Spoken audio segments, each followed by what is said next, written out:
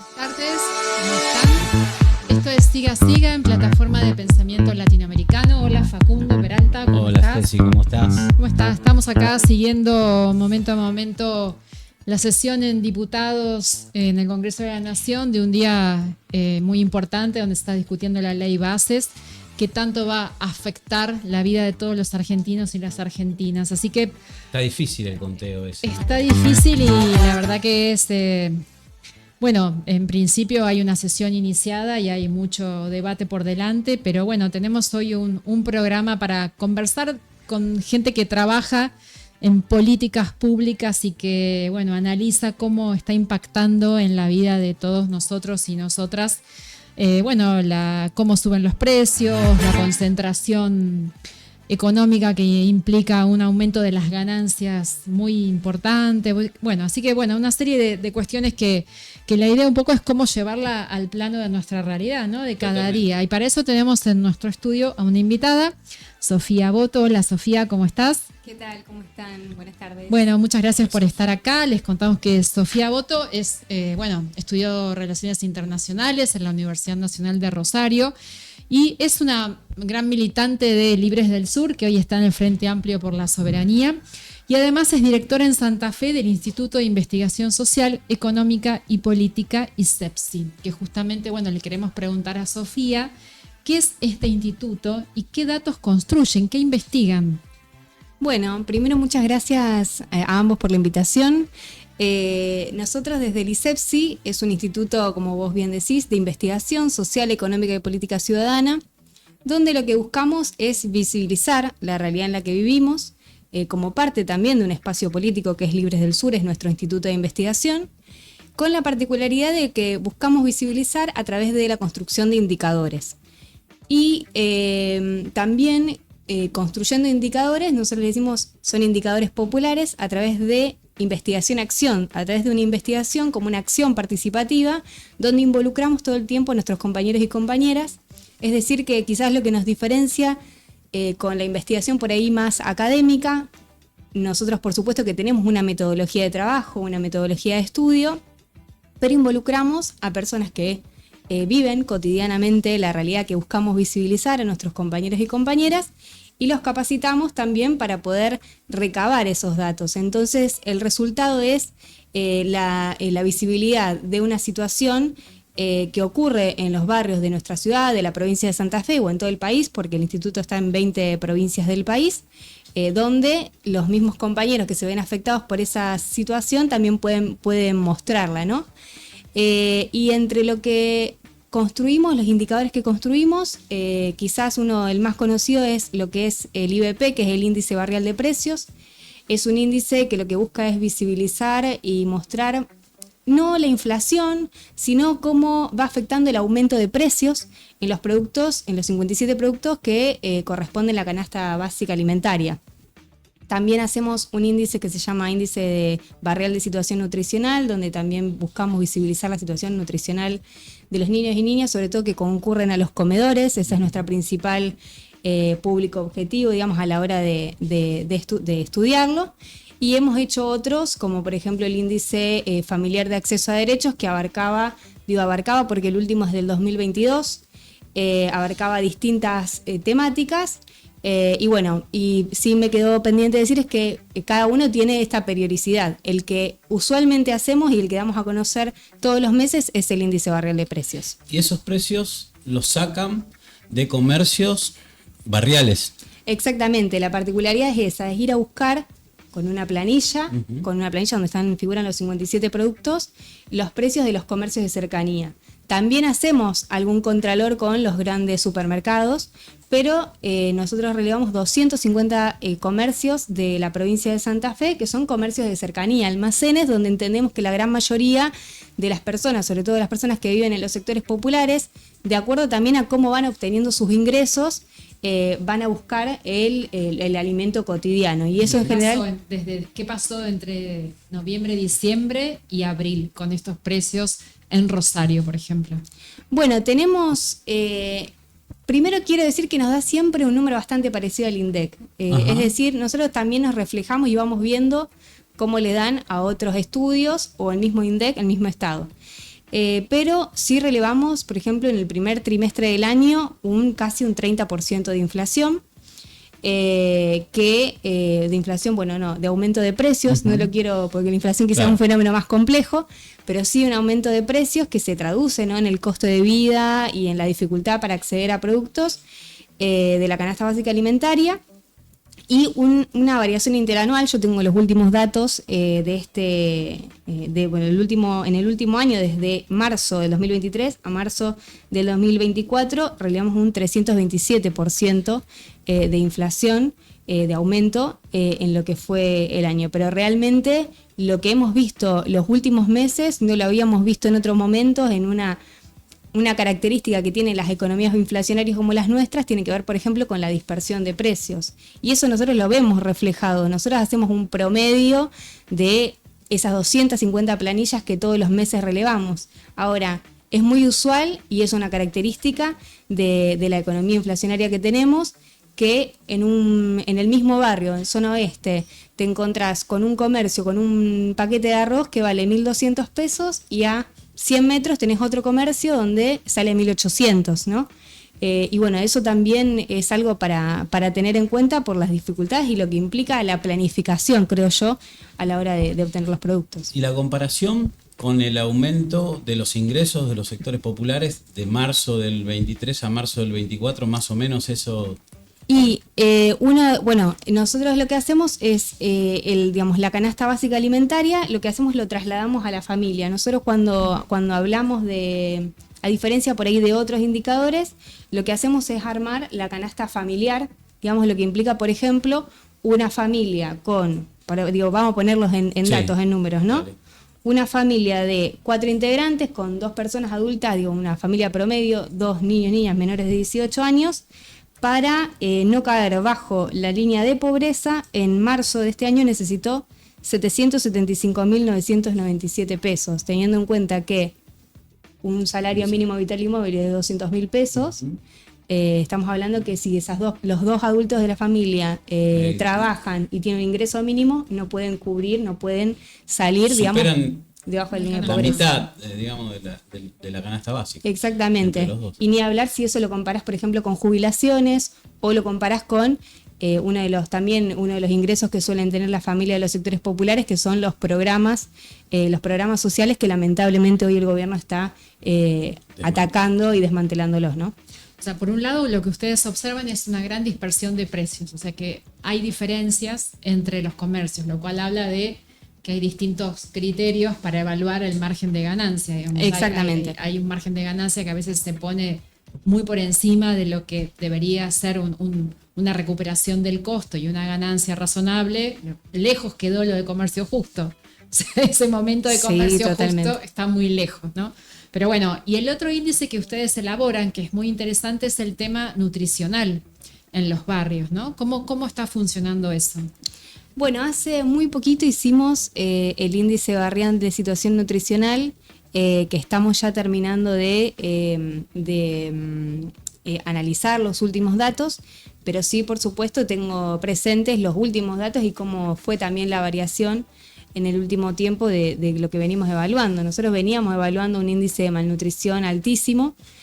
Cuando decimos malnutrición, estamos hablando de niños y niñas que no consumen los nutrientes que necesitan para desarrollarse de manera correcta, que eso les permita vivir bien, ir tranquilos, ir bien a la escuela, aprender, realmente es una situación que uno, en los papeles vos podés decir, sí, hay un montón de chicos con malnutrición, un montón de niñas, niños con malnutrición, y eso es una realidad que afecta muchísimo a su desarrollo personal y comunitario también, y lamentablemente venimos con también un retiro completamente del Estado ante esa situación, donde ante una evidente situación de emergencia, el Estado Nacional decide, por ejemplo, no mandar más alimentos a los comedores comunitarios en vez de evaluar la situación y mejorar la calidad de vida de esos niños y niñas. Ese concepto me parece importante que nos detengamos acá, porque vos hablás de malnutrición, que es un concepto distinto a desnutrición. Exactamente. ¿No? Porque en general los indicadores de políticas públicas miden lo que es la desnutrición infantil. Pero la malnutrición sería la instalación como una constante de un déficit en la alimentación que no se llega a computar como desnutrición, pero que sin embargo impacta en la vida de los chicos y las chicas. Pero de alguna manera las políticas públicas no lo registran. Es como una especie de caída infinita que va deteriorando la calidad de vida, pero que no llega a impactar como política pública, ¿no? Porque no se contabiliza. Exactamente, y porque yo para hablarlo digo que cualquiera nos entienda, tiene que ver con que la mayoría de los niños del barrio consumen carbohidratos, ¿no? Si analizamos, por ejemplo, los componentes de cuáles son los principales productos que se utilizan en un merendero, por ejemplo, seguramente digamos harina, grasa y bueno, leche, azúcar. Y si también lo trasladamos a un comedor, a una comida comunitaria, también vamos a ver fuerte presencia de carbohidratos, de fideos, arroz, salsa, muy poquito, casi nada te diría de lo que es carnes, proteína absolutamente nada. Y claramente el problema de no visibilizar eso es que la política pública no, por un lado, digo, porque estamos también en distintas situaciones, ¿no? No quiero dejar de plantarme en este lugar donde estamos en una situación de abandono total del Estado a los comedores comunitarios, ¿no? Eso es realmente terrible, aunque sea una situación que hace mucho tiempo venimos visibilizando la malnutrición y que quizás no se aborda de la manera que corresponda. No es solamente el hecho de brindar que haya camiones de arroz llegando a los comedores, sino pensar la calidad de alimentos y bueno, y también en ese camino van algunas de las propuestas que venimos haciendo desde el Frente Amplio por la Soberanía. Justamente de eso te queríamos hablar. Leo Caruana presentó un proyecto ahora respecto de los alimentos, la soberanía alimentaria, tiene en cuenta los datos con los que ustedes trabajan y generan. ¿Qué nos podés contar de esa iniciativa? Bueno, junto con Leo Caruana veníamos pensando y charlando la necesidad de profundizar el debate de la cuestión alimentaria en el Consejo Municipal. Se venían hablando de otras temáticas porque había un debate también anterior, que no es actual, digo que también estuvo en otros momentos de emergencia alimentaria, pero nos parecía importante hablar de soberanía y de seguridad alimentaria, y por eso se elaboró este proyecto que creo que rescata también grandes experiencias dentro del Frente Amplio por la Soberanía y que tiene que ver con la nutrición, tiene que ver con la salud, tiene que ver con la calidad de los alimentos. Lo que busca ese proyecto es no solamente, por un lado, contiene algunos artículos donde podríamos denominarlo de emergencia, porque tiene que ver con el tema de las compras de productos para poder tener algunas facilidades a la hora de comprar. Pero también habla e interpela al Estado a la hora de pensar la calidad nutricional de esos productos, el monitoreo permanente de la cuestión nutricional, el trabajo y la consulta con las organizaciones sociales y comunitarias que trabajan cotidianamente y que han históricamente, diría en los últimos años sobre todo y más para atrás también, han ocupado un rol fundamental a la hora de ofrecer alimento, de garantizar una comida diaria para muchísimas familias. Y bueno, creo que rescata todo ese proyecto que pronto ya se está discutiendo en comisiones y esperamos que pronto llegue al recinto. De una. Esto corre por mi cuenta. Dentro de ese proyecto, lo que nosotros veíamos es el rol del Banco Municipal de Alimentos, ¿no? Yo soy bastante crítico de esa herramienta. El Banco de Alimentos de Rosario. Del Banco de Alimentos, sí, del Banco de Alimentos de Rosario. Se me mezcló el Banco Municipal con el Banco. No hay un Banco Municipal de Alimentos. No, es privado, es una asociación privada. Exactamente, sí. Porque justamente a eso iba. Claro. Siempre lo vi como una institución que crean las empresas de alimentos de Rosario, que los grandes supermercados, etcétera, para venderle a los centros comunitarios, a los comedores comunitarios, lo que se le está por vencer. Y durante la pandemia tuvieron un rol importante porque no lo vendieron, porque lo entregaron de manera gratuita.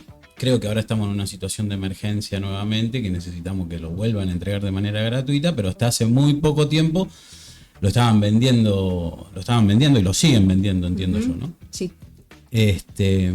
¿Cómo podemos hacer nosotros? Porque eso, más allá de las declaraciones de emergencia, que son importantes, son simbólicamente importantes y políticamente importantes, ¿cómo podemos hacer nosotros para efectivamente tratar de cubrir esa demanda de alimentos que hay hoy en la sociedad y que está clara que los compañeros, las compañeras de los comedores comunitarios no pueden hacerle frente a la demanda que tienen en el barrio? ¿Cómo podemos hacer para que esta gente no nos venda lo que se está por vencer, sino que por lo menos trabaje articuladamente con el Estado municipal como para ayudarnos, ¿no?, a parar la olla?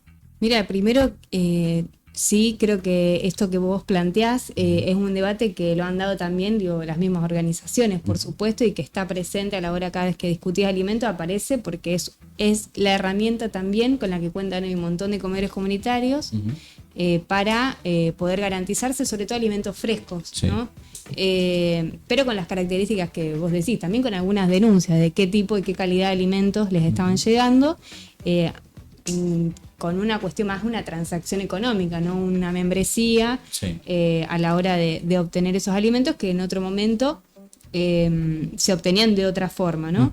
Y además yo te agrego a eso otras dificultades, porque que yo creo que hay que tener en cuenta desde la movilidad a la hora de ir a los traslados, que también implican hoy un gasto realmente muy importante, sí, para cualquiera. Imagínense para las organizaciones cuando tienen que trasladar, quizá tienen que contratar un flete, por ejemplo, para ir a buscar alimento.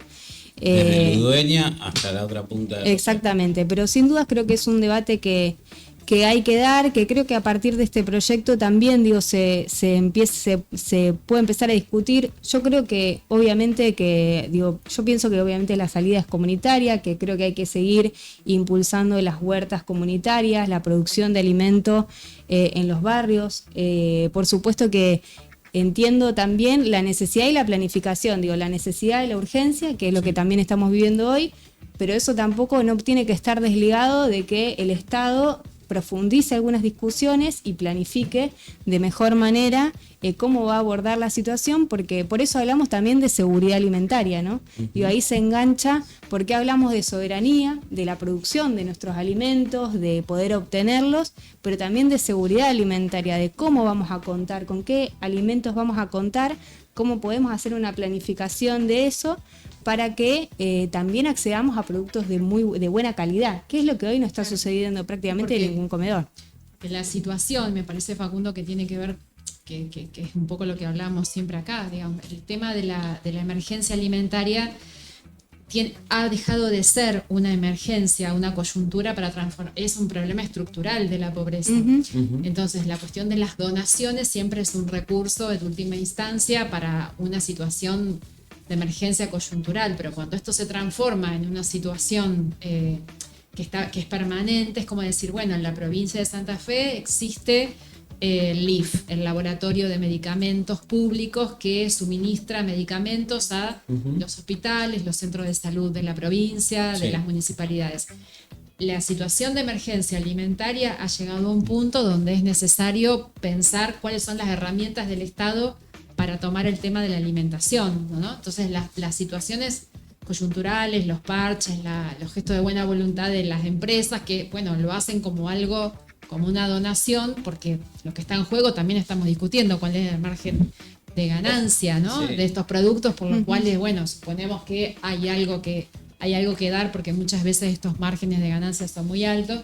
Pero esa es otra discusión, es una discusión más ideológica, pero como política central del Estado, el alimento hoy forma parte de esas políticas, que me parece que esto es lo nuevo que se está dando, incluso en el Consejo Municipal de Rosario, con esta iniciativa de Caruana, que está planteando, bueno, cuáles son los recursos del Estado para tener un monitoreo y una acción más presente sobre la calidad alimentaria que tienen y sobre esta gran red de comedores que tiene Rosario, ¿no? Que sostiene a miles de familias. Sí, y la profundidad, yo también creo, del debate.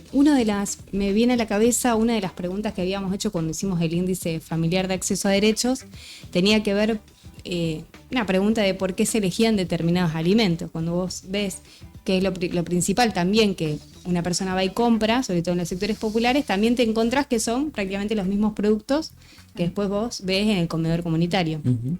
Y bueno, y una de las preguntas que nos hacíamos o que le hacíamos a las personas encuestadas era por qué elegían esos alimentos. Y por un lado nos planteaban la cuestión de el rendimiento de esos alimentos. No es lo mismo un paquete de arroz que, no sé, un paquete de arvejas, se me ocurre, o de alguna legumbre. Y a su vez también estaba muy presente la cuestión cultural, ¿no? De que había un hábito creado de consumir determinados productos, y donde también, ahí hay una cuestión, creo que para seguir profundizando, porque dentro del proyecto también se habla de canastas saludables, uh-huh, ¿no? De un acceso posible a productos con otras características nutricionales. Entendemos que son de una mayor riqueza nutricional, pero también, ¿no?, hay que trabajar en el consumo de esos productos que no forman parte culturalmente de lo que se consume, quizá una familia consume diariamente. Entonces creo que el debate es muy profundo y tiene que ver con la sostenibilidad de la vida, nada más y nada menos, con el desarrollo de cada uno de los niños y adolescentes, de cada una de las familias, y también yo diría que tiene que ver con el desarrollo de nuestro país. Totalmente. Seguro, así que bueno, pero bueno, en principio este instituto que vos, trabajás acá en Santa Fe, aporta insumos que son fundamentales para el diseño de estas políticas y para poder analizar y construir estos proyectos, ¿no? Sí. Porque bueno, no se trata solamente de una declaración de principios, sino el tema de la malnutrición es un tema importantísimo, uh-huh, que es urgente tratar y que sucede acá en esta ciudad, en muchas ciudades de la provincia y de la Argentina. Es muy importante porque los medios no informan mucho de esta malnutrición, ¿no? Hay indicadores de esto, de la desnutrición infantil y cómo han bajado en las últimas décadas, uh-huh, con la importancia aparte de la lactancia materna, como hay muchas, esto que vos decís, cómo se fueron modificando hábitos que lograron bajar esos índices. Pero bueno, hoy el desafío es ¿no? Cómo sostener políticas alimentarias con esta gran red de comedores que sostiene los sectores populares en Rosario, ¿no? Y te agrego lo siguiente, me parece muy importante, tal vez lo más importante, que son las compañeras las que construyen estos datos, ¿no? Las compañeras, uh-huh, de los barrios. Eso tan importante porque generalmente ponemos a las compañeras de los barrios en un lugar de solamente hacen la comida, se la entregan, que no es solamente, es muy importante lo que hacen, es un gran trabajo que no es reconocido como tal, lamentablemente, no lo reconocemos como sociedad ni como Estado, pero además de eso ahora construyen datos para poder hacer mejor las cosas, ¿no? Uh-huh, sí, totalmente. Eso es parte estructural de cada una de las cosas que hacemos. Ahora ya también estamos haciendo, y la alargamos esta semana, una encuesta con otras organizaciones, pero también con las compañeras de los barrios, donde estamos encuestando a mujeres sobre cómo se están ajustando, cómo están viviendo esta época económica y cómo va influyendo en su vida desde la cuestión alimentaria, el transporte, pero siempre la búsqueda es esa, ¿no? Incorporar a aquellas personas que queremos visibilizar la realidad en la que vivimos, ¿no? Y sin dudas que cuando hablamos de cuestiones barriales tenemos que involucrar a las compañeras, y bueno, lo hacen obviamente de manera excelente y con siempre con la misma buena voluntad de seguirse capacitando y de mejorar todo el tiempo el dato que van recabando.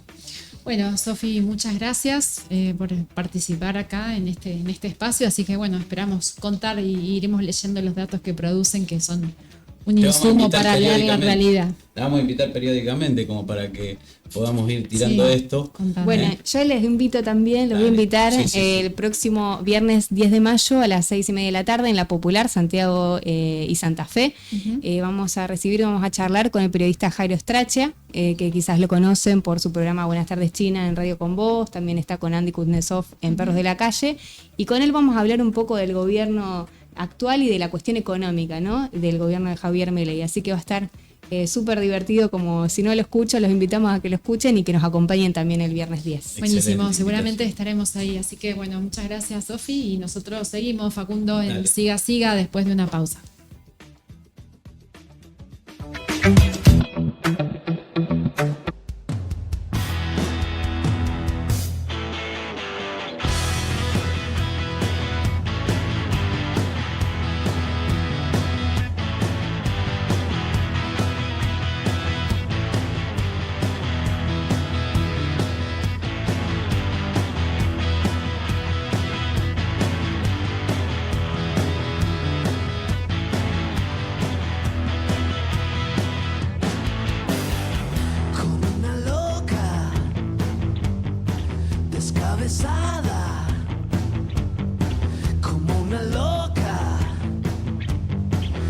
apuñala.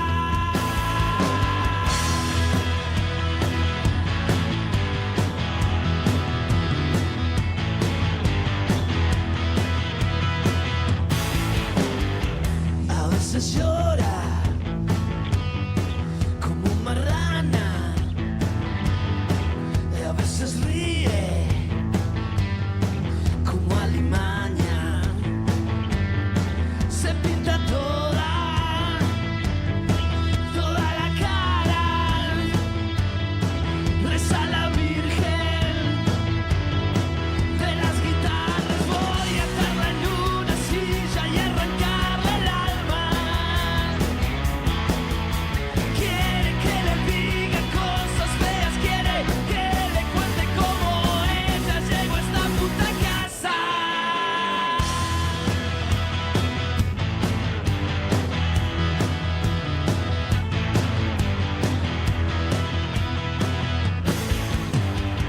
Como una loca